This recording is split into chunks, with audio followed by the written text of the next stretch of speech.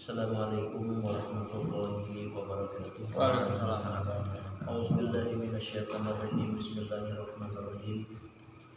Alhamdulillahilladzi anzala al-kitaba wa yatawaffa as-salihin. Asyhadu an la ilaha illallah wahdahu la syarika lahu al-malikul mubin. Wa asyhadu anna sayyidina wa nabiyyana Muhammadan abduhu wa rasuluhu as-shadiqul wa'dil amin wa ala alihi wa ashabihi al-muhajirin wal ansari ajma'in. Amma ba'du. Fa inna ahsanal hadis kitabullah wa khairu huda huda Rasulullah sallallahu alaihi wasallam wa syarrul umuri muhdatsatuha wa kullu muhdatsatin bid'atun wa kullu bid'atin dalalah wa kullu dalalatin. Puji syukur kita panjatkan kehadirat Allah Subhanahu wa taala pada malam hari ini dapat kembali kita mengisi waktu senggang kita dengan majelis ini. Mudah-mudahan ini senantiasa memperindah, memperbaiki, meluruskan ibadah-ibadah kita kepada Allah Subhanahu wa taala sehingga bertambah besar rajat pengharapan kita, ibadah kita diterima oleh Allah Subhanahu wa taala. Salawat dan salam semoga tetap terlimpah kehadiran junjungan kita Nabi besar Muhammad sallallahu alaihi wasallam, sahabat para tabi'in dan Bapak Ibu hadirin sekalian yang dimuliakan Allah Subhanahu wa taala, kemarin kita membicarakan tentang syarat-syarat sah wudu. Kemarin di antara syarat-syarat sah wudu pertama dan kemudian memanjis, kemudian suci daripada haid dan nifas. Kemudian di antara syarat-syarat wudu adalah seterusnya itu menghilangkan najis ainiyah jika ditemukan ibadahnya. Jadi pada saat kita hendak berwudu, kalau ada najis ainiyah itu tidak hilang dengan sekali basuh, maka harus kita hilangkan. Contohnya kotoran aja berangkat di belakang sini lah, sini. Nah kita tidak sekali bau aja, sekali basuh aja kan hilang. Oh kita basuh wajib membasuh. Tapi andai kata hilang aja, kan jadi masalah. Biasanya merubah air, merubah air itu seperti minyak wangi, kemudian minyak angin, minyak kayu putih. Nah kita basuh masih tetap harum.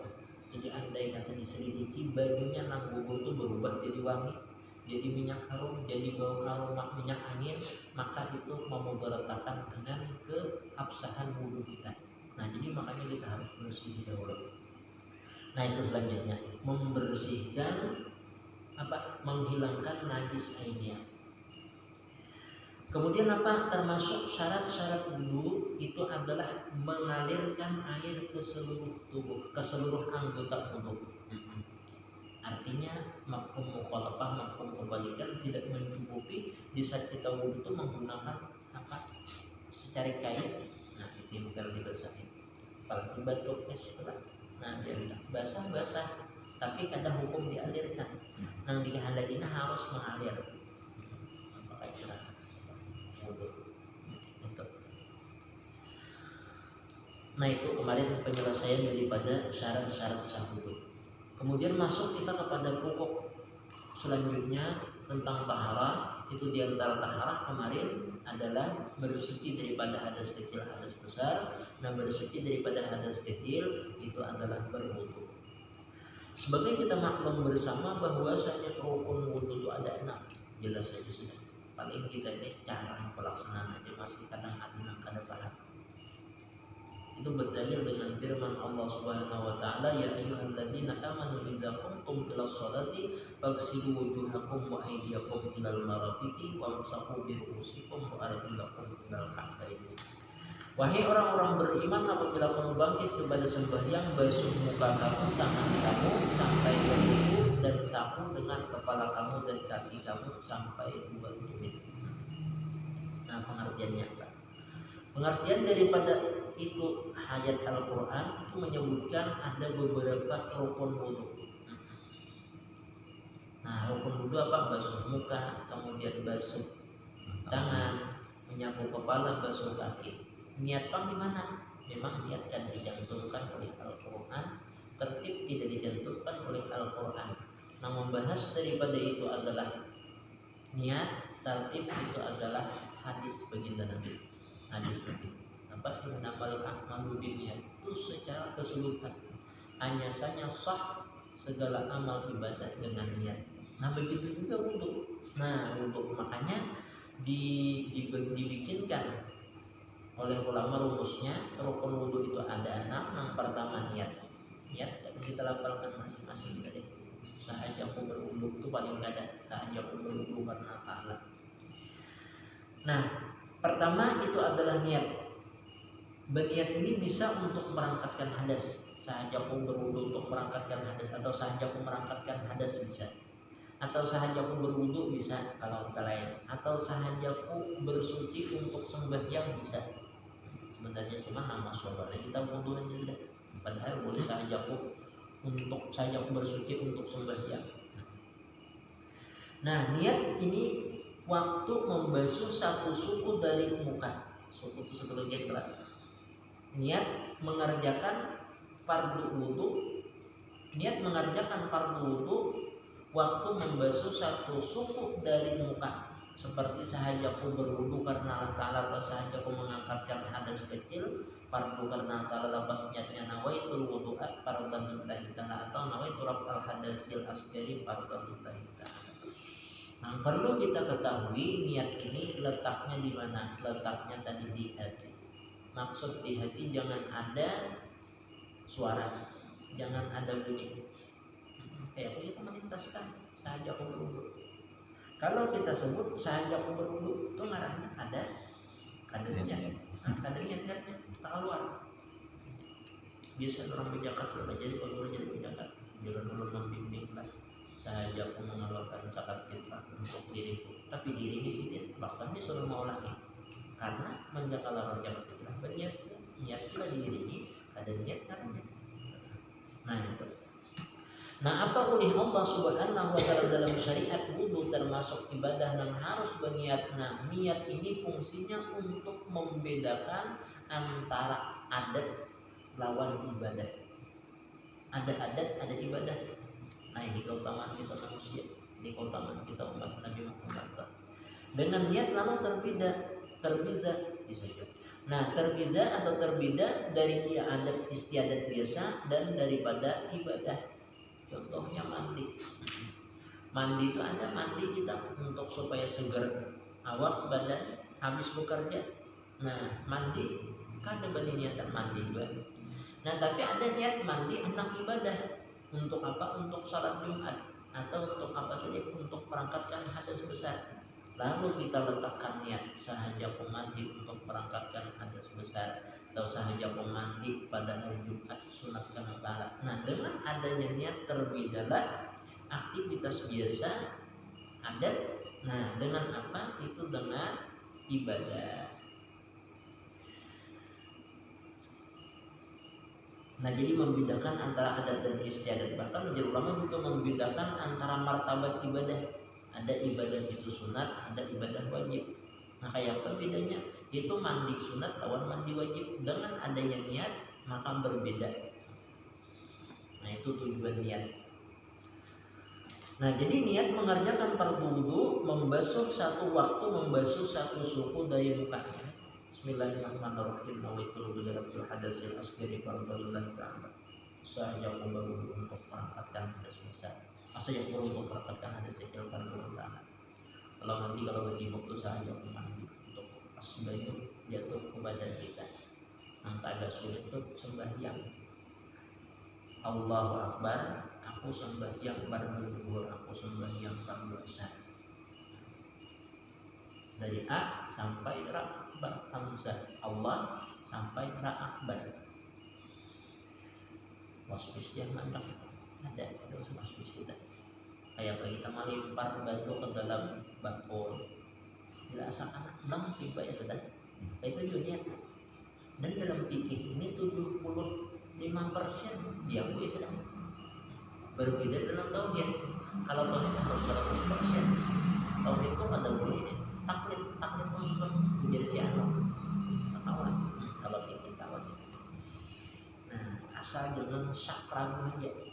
Bila ragu dalam ilmu fikih, nah ada syak. Contohnya kita habis bekerja, cuaca mendung, nah hendak sembahyang zuhur, punya jam dinding mati, jam tangan tubuhnya, nah kemudian di hati ada masuk kada juhur, masuk kada juhur, ragu-ragu hati, sudah nekat laksanakan sembahyang zuhur. Ini walaupun pas kita sembahyangnya ternyata selesai sembahyang udah memang sudah zuhur juga. Tonton sembahyang setengah dua kalinya, anak datang sepulang. Oh berarti sudah pas kada sah. Kenapa? Karena pada awal hendak melaksanakan tadi kita ragu. Nah itu pas saja, apalagi kada pas. Yang kedua di antara daripada rukun wudhu itu adalah membasuh muka. Batas muka yang wajib dibasuh mulai tempat kebiasaan tumbuh rambut kepala sampai bawah dagu dan lebarnya antara pasak telinga kiri dan kanan. Nah wajib kita basuh di mana rata-rata kita kebiasaan tumbuh rambut sini. Dari sini sampai bawah dagu. Bawah dagu itu lama menjelaskan penghabisan tempat tumbuh janggut. Kita punya janggut kalau di belakang janggut inilah penghabisan daripada batas wudhu.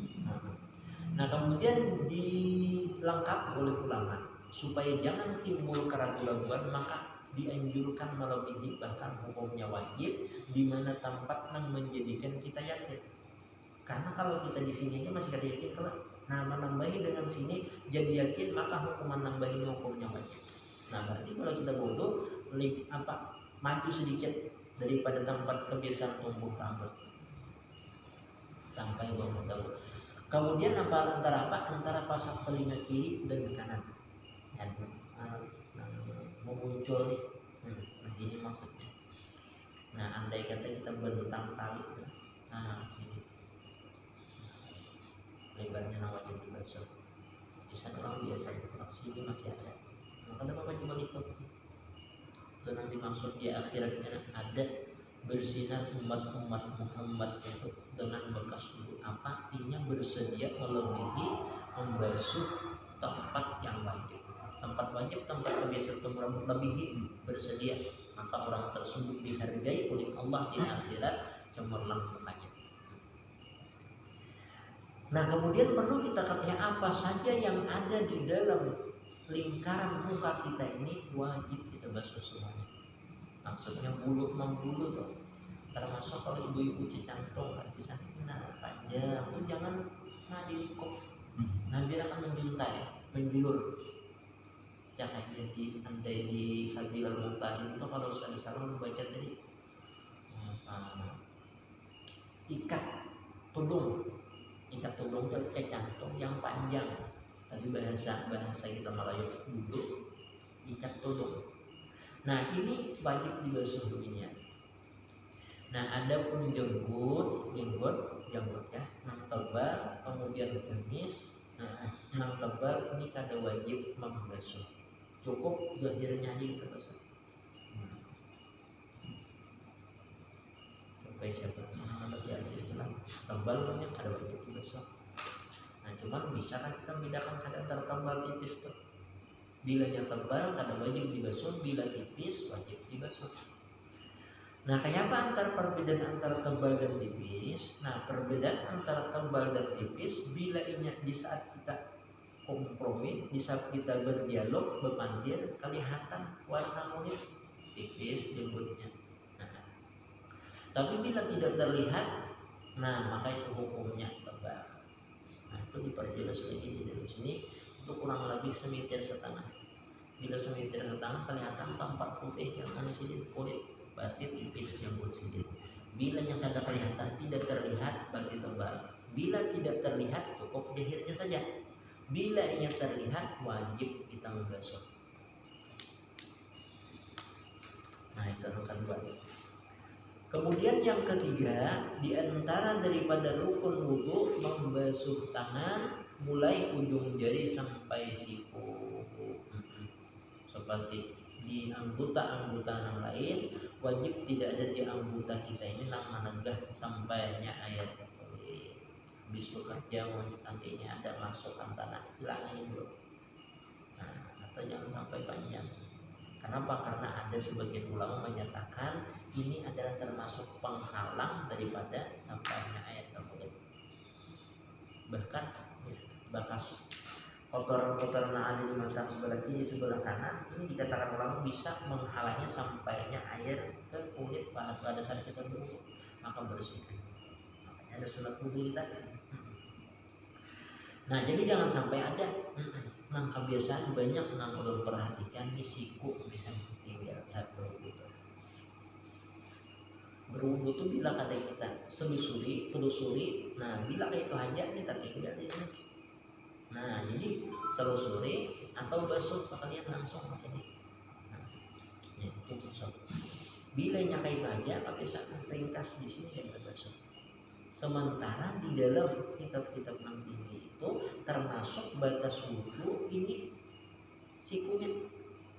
Sama lawan jawaban tadi, bila kita belum yakin untuk melebihi daripada kadar yang wajib, maka harus dengan lebih itu kita yakin, maka melebihinya itu hukum wajib. Sampai pergelangan sini. Sama di antara daripada sunat wudu memperpanjang membasuh tangan sampai ke pergelangan. Nah, gitu. 3. Membasuh dua tangan, membasuh tangan keduanya mulai ujung jari sampai siku. Terus yang keempat di antara rukun wudu menyapu sebagian kepala. Sebagian aja. Menyapu sebagian kepala. Bahkan ujar ulama boleh menyapunya itu walaupun kada sampai ke kulit. Direbut aja. Di mana? Di rambutnya. Tapi dengan catatan rambut tadi kada panjang. Nah, maksud panjang itu apabila ditarik keluar daripada batas lingkaran kepala. Bila rambut panjang keluar daripada batas lingkaran kepala, jawabannya adalah basuh. Tarik ke sini. Nah, di sini di ujungnya aja basuh. Salah, ada sah. Nah, karena menyapu karena itu kada dikatakan menyapu sebagian kepala. Itu menyapu sebagian kepala. Jadi menyapu sebagian kepala. Kemudian yang kelima membasuh kaki keduanya hingga mata kaki. Mata kaki mata kaki atas sunat sampai ke lantai. Ada bunyinya. Biasanya basuhnya. Wah, itu salah ternyata. Karena apa? Dari semenjak dulu sampai batang paha basuh. Nah, ada. Coba punya Belanda sini. Bahkan diantara itu bisa membawa kepada makruh sebagian makruh berwudu. Nah, makruh berwudu membasuh tadi melebihi daripada kadar yang dianjurkan. Seperti kita seharusnya 3 kali aja deh. Nah, tapi sampai 4 kali membasuh. Nah, itu hukumnya makruh dalam berwudu. Nah, melihat hal di sana, padahal sahabat ada harganya air membasuh 3 kali lawan 4 kali, tapi dalam agama dihukumkan membasuh. Nah, apalagi hal-hal yang lain kan yang banyak perkara-perkara yang sia-sia, yang kata bermanfaat, itu termasuk pembaziran. Mungkin lah, sampai ada kesembahyangan lagi, bisa berubah jadi haram. Ya, ada orang diangkat ke atau permukaan, bakalah itu atau mungkin. Contohnya apa? Kalau zaman dulu tuh bercatur, main catur itu tadi hukumnya asal mula memang makruh aja. Kenapa? Karena menyia-nyiakan waktu. Tapi apabila sampai menggisir ibadah sembahyang kita, bercatur hukumnya haram. Nah, kias ke perkara lain. Nah, kalau kita menjadi penjahat kan usaha jadi ibadah dan apa? Kebiasaan kita saja ibadah tahunan aja tuh. Nah, kadang tertinggal waktu pas saja, nah itu bisa makruh. Tapi bilanya sampai itu adalah meninggalkan sampai jam, nah itu berubah dalam status. Yang keenam membasuh, yang keenam tertib, artinya menurut aturan. Dimana ulama membahas di ayat tadi. Apa di ayat tadi? Ya ayyuhalladzina amanu idza qumtum ila sholati faghsilu wujuhakum wa aydiyakum ila al-marafiqi wamsahu bi ru'usikum. Basuh muka kamu, basuh tangan kamu sampai siku, sapu kepala kamu, basuh 2 kaki. Seharusnya kebiasaan susunan daripada kalimat diharapkan bila basuh semua membasuh, bila menyapu semua menyapu. Berarti apa? Basuh tangan, basuh muka kamu, basuh tangan kamu, basuh kaki kamu. Ya kan dia katanya menyapu. Ini oleh Allah kadang basuh muka, tangan, sapu kepala, kaki. Ini menunjukkan apa? Bahwasanya harus berdarah. aturan. Nah itu yang dipaham daripada ulama, di mana itu daripada hadis Nabi ada yang mengatakan ibda'u bima bada Allah, mulailah dengan apa yang dimulai oleh Allah Subhanahu wa taala, di mana itu masalah pembahagian melaksanakan safar marwah, susunan ayat dimulai daripada safar baru marwah. Nah ikuti ujar Rasulullah, kenapa apa yang dimulai Allah nama rambah jadi sampai kepada wudhu sini. Nah ikuti juga Allah memulai di muka, maka tangan, kemudian menyapu baru kaki. Nah itu hukum wudhu, perlu kita katakan pasti tadi yang penting pada apa itu pada saatnya. Makanya kalau mau ada banyak yang seadanya aja, menurut senang berat biar akur dan biar ada tersinggung dan keberatan praktik. Karena anggap ini proyek itu yang tidak boleh tidak itu sampai penuh. Niat wudhu, niat mandi, kemudian Fatihah, tahiyat, salawat, penuh wajib. Dan itu rata-rata problem kita angkat hafal. Oh ya belum hafal sudah juga ini ada apa gampang. Kita kata kalau sekilo, setengah kilo, kita kata kalau setengah kilo, seperempat atau sakon, masih ada peningkatan. Berilah untuk mengisi waktu kita, mudah-mudahan ada manfaatnya, mudah-mudahan kita diberikan istiqamah dari Allah Subhanahu wa taala untuk memperbaiki amal ibadah kita oleh Allah Subhanahu wa taala. Amin.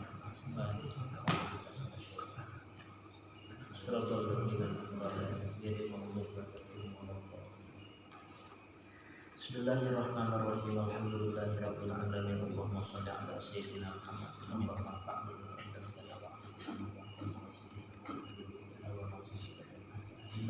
wa sallallahu ala sayyidina Muhammad